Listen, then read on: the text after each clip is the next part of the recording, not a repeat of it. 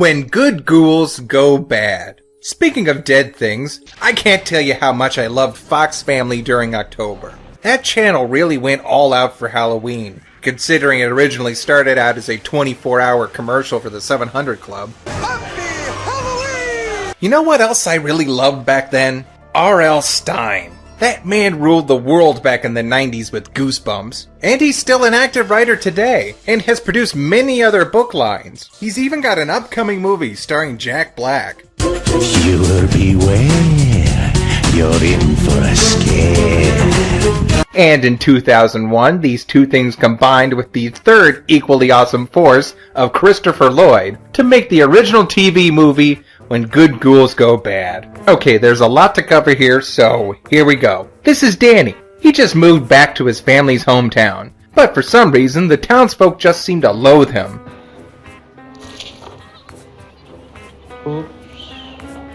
Well, believe it or not, it all started with Danny's eccentric grandpa, Uncle Fred. Uncle Fred?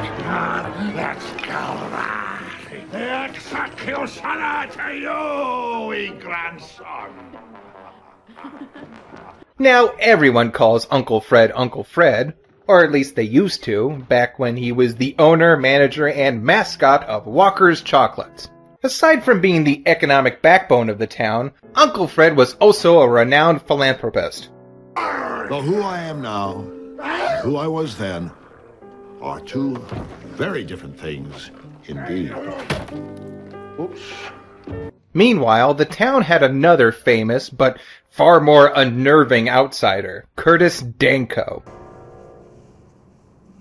When all the other kids would paint pictures of normal stuff like barns and tractors and baskets of apples, Curtis Danko would paint pictures of monsters, or aliens, or scenes of a world gone mad.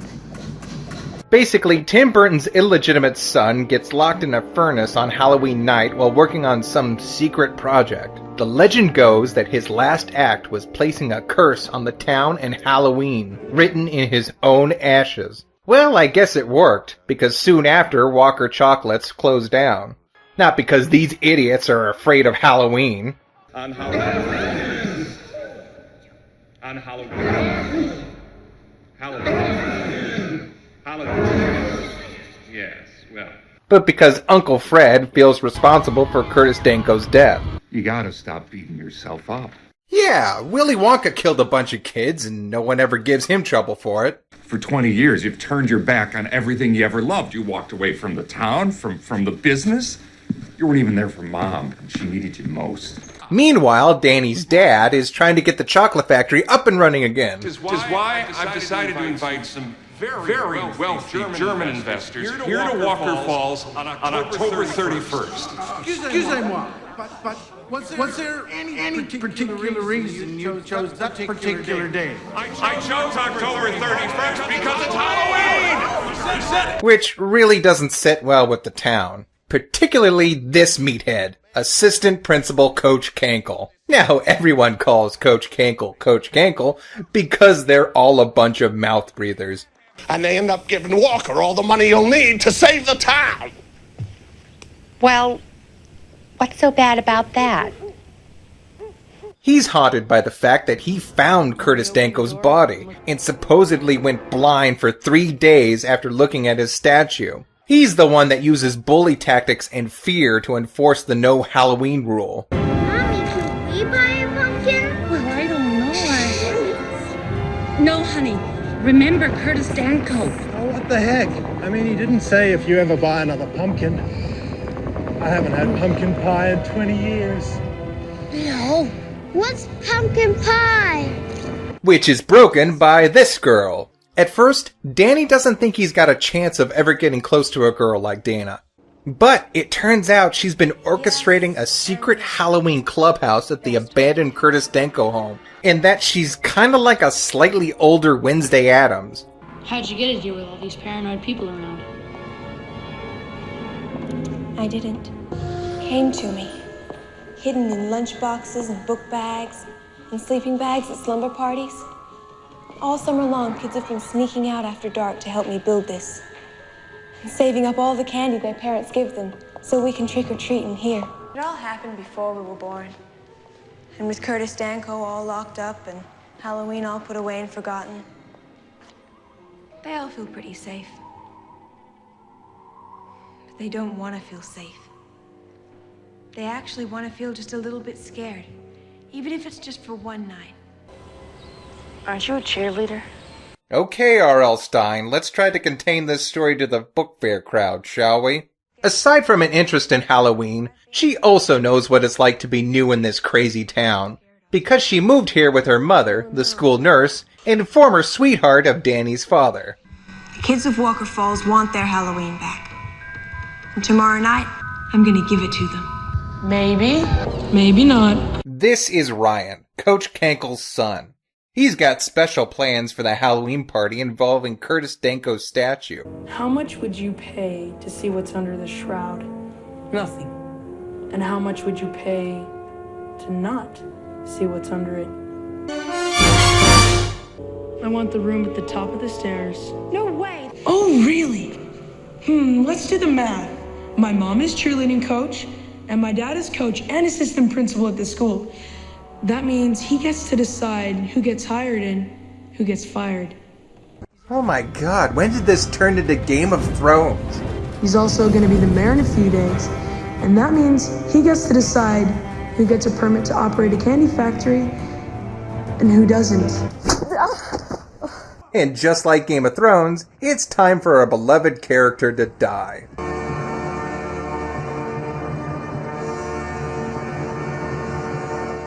It's okay. He's just resting. And after he's done, he'll invent time travel. And just like fan fiction, they somehow come back to life. But you're dead. Apparently not. You weren't even breathing. Sure, looked that way. I mean, you tried breathing in one of these monkey suits. I must have gotten just enough oxygen through my skin to keep me alive. That happens, you know. Your skin actually breathes. The human body's basically a potato clock. It's actually staggering how in denial Uncle Fred is about this whole thing. It's not so bad. Look, it's not even bleeding. Uncle Fred, you just lost your hand. Well, good thing my car's an automatic. Maybe you could call Mrs. Cankle and ask her to put it on ice for me till I can get over there and get my hand on it. They really don't come to the conclusion that he's a zombie until they have to screw his arms back into their sockets. How come my boots are on the wrong feet? Oops. So it turns out the inexplicable Halloween decorations that have been going up overnight, and the pumpkin tower that beamed Uncle Fred, which I'm not sure if that was intentional or not, have all been the work of zombies, who seem to be working for a mysterious figure. We did something very bad. Did you wreck the car? No. Did you raise the dead? Yes. But the car's okay. How did this happen? Daddy, listen to me. You remember all those millions of fireflies we tried to catch this summer? Remember how that weird kid from down the block used to smash them and rub the glow stuff all over his face like war paint?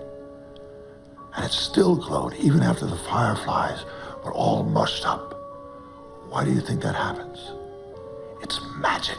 Can I just have a little moment to appreciate how awesome Christopher Lloyd is? I mean, everyone's really good, but Lloyd's charismatic performance really just pushes it over the top. Our world beyond this world, Cackle! Times beyond this time!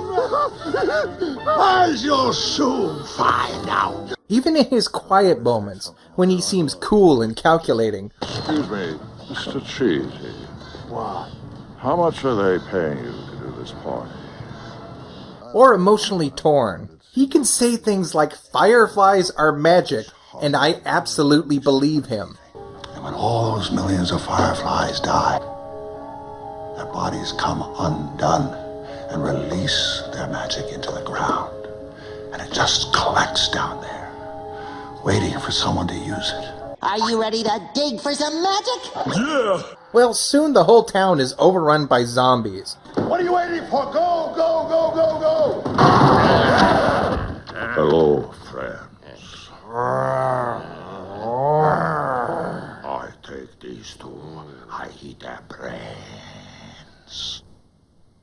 Nice try, Uncle Fred. But we have other plans for them. And you. Including Curtis Danko himself. Fool you! They all get rounded up and are forced to look at the statue they've all dreaded for the last 20 years. And it turns out that Coach Kankle has some explaining to do. It's an accident, I swear. We're just trying to scare him. We didn't know the kiln would get turned on. I'm sorry, I don't think anyone really understands how incredibly fucked up this is. I mean, I can understand his childhood recklessness if he were in any way remorseful about what he did. But not only does he not feel bad, he uses the blood on his hand to vie for political power. Let's take a vote right now! Yeah. The election's not till November. By then it will be too late! Even when he realizes the zombies could be his fault, he doesn't step forward with all the other people apologizing. He just wants to become mayor. He's been blackmailing his friend. We both know how Curtis Danko really got into that kiln. Now don't we, Ed? Who, if not chief of police, is the only cop around. He dragged the town into an economic sinkhole and ruined many, many lives. And the worst part about it is, it's not even about the fact that he murdered someone. So you wrote The Curse in the Ashes. You came out pretending that your eyes were burning. You convinced everyone that Curtis was pure evil, and you took away Halloween for 20 years? Why? Because his statue of your dad was gonna sit in the town square. Not my statue of my dad. Michael Edward Kankle? You are gonna get a whooping you won't forget for the rest of your years. Well, it better look like this. I don't understand. How could I be a hero to you?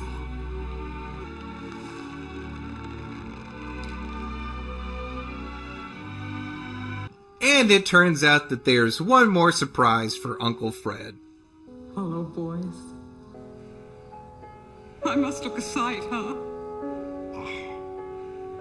You look good. I mean, you know, all things considered. Ugh, just look at that face. If old people have sex, does it really matter if they're zombies or not? So after a few touching goodbyes, the zombies spend what little time they have left having themselves a firefly ball. Danny and Dana share their first kiss, which is very Game of Thrones, since they might be brother and sister soon. And a year later, all is right with the world. It's a shame they don't show this anymore. But like I said, it's actually owned by 20th Century Fox, and they don't have a channel to run it on anymore. Well, they do, but it already has enough zombies. Yeah, it's meant to be silly, spooky slapstick, but there are some genuinely tense and creepy moments, especially with the fantastic job they did with the puppet. It's not the best I've seen, but they use it so effectively, and those green firefly eyes are the best. And there are quiet and touching moments too, because surprisingly, this is also a story about dealing with mortality, and what really counts in a legacy. When the sky finally began to brighten, and we dancers said goodbye to our loved ones, and waltzed into dust, it was comforting to know that the dance wasn't really over. And the cinematography is creative and beautiful. Can you believe this was actually filmed in Australia? Which makes sense when you think about it. There's probably some godforsaken bug or plant there that'll turn people into zombies. And so that's when good ghouls go bad. A spooky story, a fun production, and a charismatic cast. It all adds up to one simple thing. Happy Halloween. Halloween, in my dream, makes me scream. It's so mean, wonder what I see in my dream. Halloween, it's so mean. Halloween, 'cause it makes me scream. Halloween, in my dream, makes me scream. It's so mean, it's mean. Wonder what I see in my dream. I I was frozen today.